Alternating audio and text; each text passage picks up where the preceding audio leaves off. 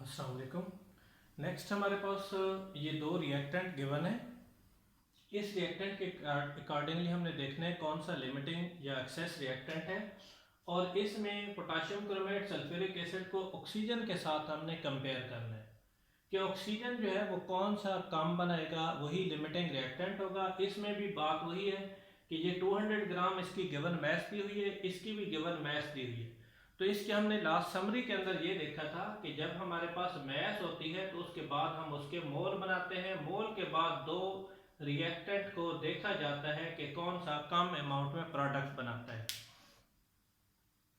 यहाँ पे ये हमारे पास 200 है। अगर इसको 200 को हम इसकी मोलर मैस 294 बनती है, साइड पे मैंने लिख दिया कि 294 ये कैसे बनती है। इसी तरह इसका भी 200 है और इसकी मोलर मैस 98 होती है। इसमें इसका 0.68 आंसर आ जाता है और इसका 2.04 मोल बनते हैं।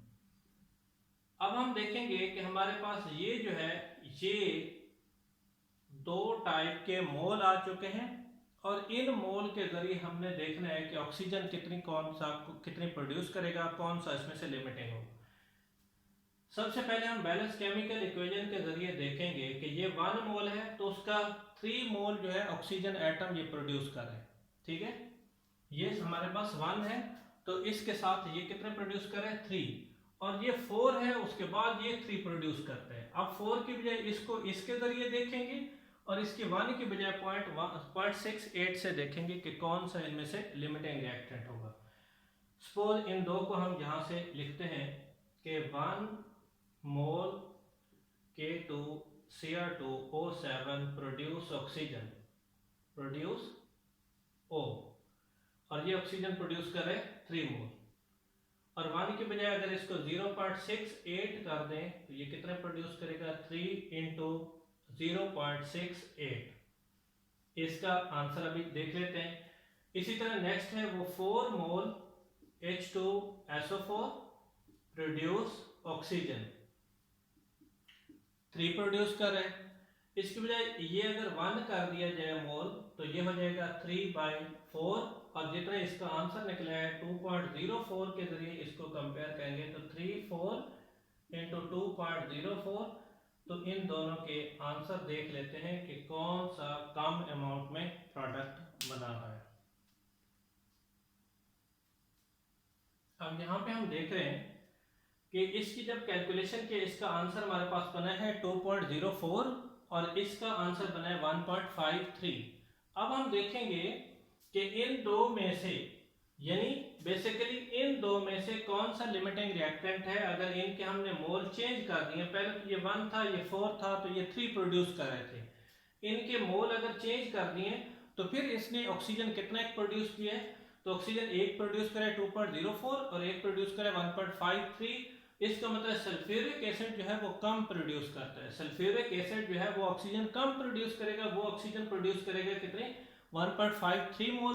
तो हम ये कह सकते हैं कि ये हमारे पास ये जो सल्फ्यूरिक एसिड है ये हमारे पास लिमिटिंग रिएक्टेंट है। सल्फ्यूरिक एसिड ने कम अमाउंट में प्रोडक्ट बनाया, so sulphuric acid is a limiting reactant. अब हम देखेंगे कि ये कितना एक्सेस कितना है।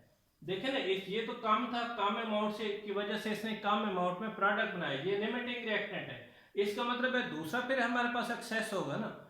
हमने देखना ये है कि इन दोनों में से एक्सेस रिएक्टेंट कौन सा बन रहा है। तो अगर हमारे पास ये लिमिटिंग रिएक्टेंट आ रहा है तो इसके साथ वाला जो होगा वो एक्सेस रिएक्टेंट होगा। तो हम यहाँ पे ये देख लेते हैं कि ये अगर 4 मोल हो तो ये हमें 1 मोल चाहिए होता है।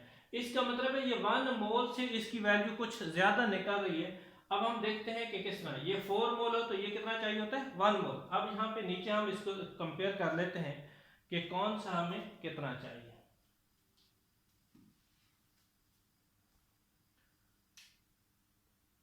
Four mole H2SO4 require K2Cr2O7 1 मोल। 4 हो तो ये कितना चाहिए होता है 1 मोल। अगर ये 1 मोल हो तो ये चाहिए होगा 1/4। अब हम मोल देखते हैं कि अगर ये 2.04 हो, 2.04 तो ये हमें कितना चाहिए 1/4 इंटू 2.04, तो तो ये आंसर आ जाएगा 0.51।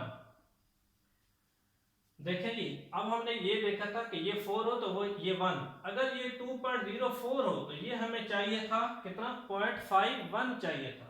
2.04 अगर इसको चेंज करते हैं, यानी 4 की बजाय 2 पे लेके आते हैं, 4 की बजाय 2 पे लेके आते हैं, उसके हाफ पे लेके आते हैं, तो इसका भी हाफ जो बनना चाहिए था वो 0.51 बनना चाहिए था, 1 का हाफ। या हम ये भी कह सकते हैं कि टोटल अगर 4 पार्ट्स हमारे पास हैं तो उसका 1 पार्ट यानी 4th पार्ट होना चाहिए था। ये हमारा, ये जैसे 2.04 है तो 2 का 4th पार्ट 0.51 ही बनेगा ना, 0.5 ही बनेगा ना। तो इस तरीके से भी हम इसको देख सकते हैं, या इसको हम ऐसे भी देख सकते हैं कि ये अगर 4 मोल है और ये 2 कर दिए, ये हाफ कर दिए, तो इसका भी हाफ होना चाहिए था, लेकिन हाफ से वो ज्यादा है, कितना है, 0.68 है।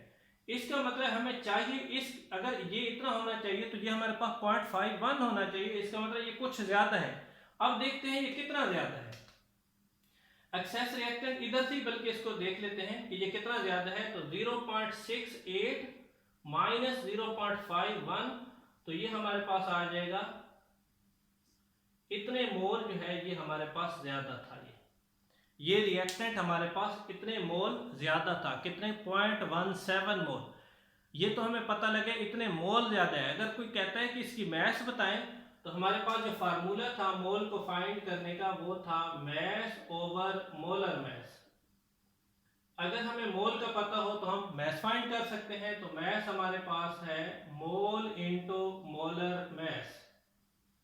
तो हमारे पास कितने ये मोल ज्यादा थे, ये 0.17 0.17 ज्यादा था। तो 294 से इसको मल्टीप्लाई कर देंगे तो ये हमारे पास आगे आंसर आ जाएगा कितने ग्राम ज्यादा है, क्योंकि मैस है तो हमारे पास ग्राम में वैल्यू आएगी। इसका आंसर देख लेते हैं कितना। ये हमारे पास आंसर जो ज्यादा का आ रहा है वो आ रहा है 49.9, तकरीबन आप 50 कह सकते हैं। तो 50 ग्राम ज्यादा है, 50 ग्राम मैस ज्यादा थी, 50 ग्राम मैस। यानी अगर ये 50 ग्राम इसमें से मैस हम माइनस कर लें तो इसकी 50 के 150 हो जाएगी। 150 मैस हमें चाहिए थी, लेकिन मैस हमें दी कितनी गई, 200 ग्राम। 200 ग्राम मैस जो थी वो हमें गिवन थी। इसका मतलब है कि ये ज्यादा मैस है, हमें जस्ट 150 चाहिए थी। अगर 150 होती तो ये रिएक्शन पूरा कंप्लीट हो जाता। दोनों में ये होता है कि वो एक ही वक्त पे कंप्लीट हो जाते, एक ही वक्त पे दोनों की अमाउंट खत्म हो जाती और प्रोडक्ट एक जैसा बनता, फिर उनमें से लिमिटिंग या एक्सेस रिएक्टेंट ना रहता। इसको फिर से मैं एक दफा रिवाइज कर देता हूँ, आप साथ साथ देखेंगे।